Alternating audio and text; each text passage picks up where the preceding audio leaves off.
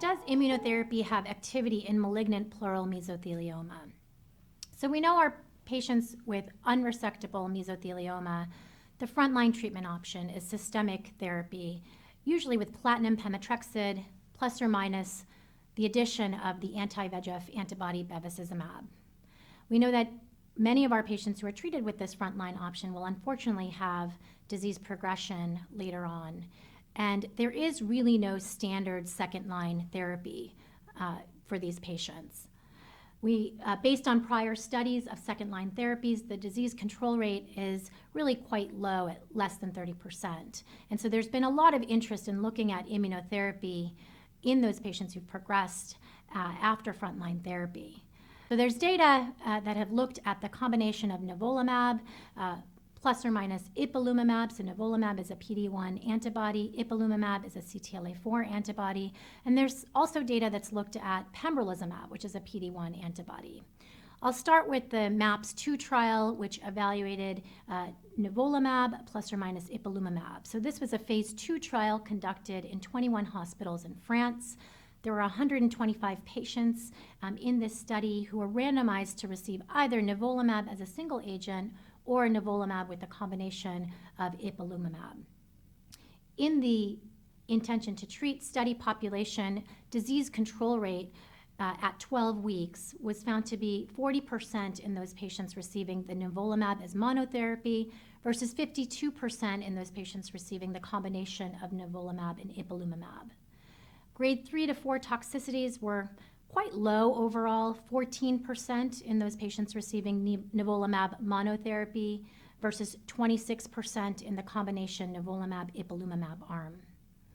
As far as toxicities leading to death, there were none in those patients receiving nivolumab as a single agent, though there was a 5% rate of toxicity leading to death in the combination of nivolumab-ipilimumab.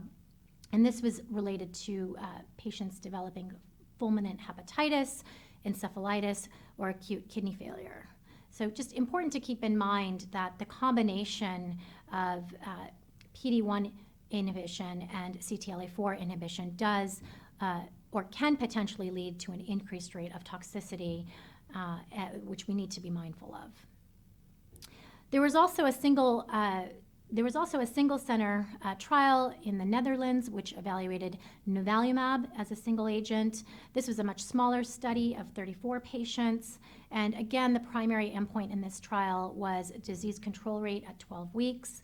And encouragingly, patients who got the nivolumab single agent did have a fairly high disease control rate of 47%, again at 12 weeks.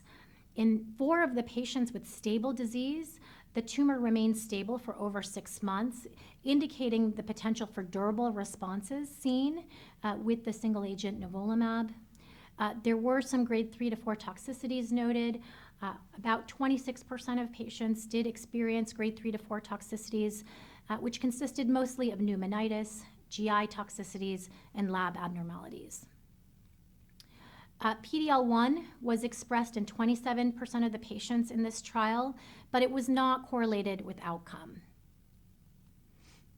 Finally, there is the KEYNOTE-028 trial, which was a phase 1b trial conducted using the pembrolizumab, which is a PD-1 antibody. The pembrolizumab in this trial was administered at a dose of 10 milligrams per kilogram, IV every 2 weeks. The patients who were treated on this trial were noted to have durable responses with a median response of 12 months. 2 patients had remained on trial at the time of data cutoff. There were no treatment-related deaths or discontinuations. And so really based upon the results of these trials, the NCCN now includes nivolumab plus or minus ipilimumab and pembrolizumab as potential treatment options in patients who have progressed malignant pleural mesothelioma. And there are ongoing phase 3 trials with additional data awaited.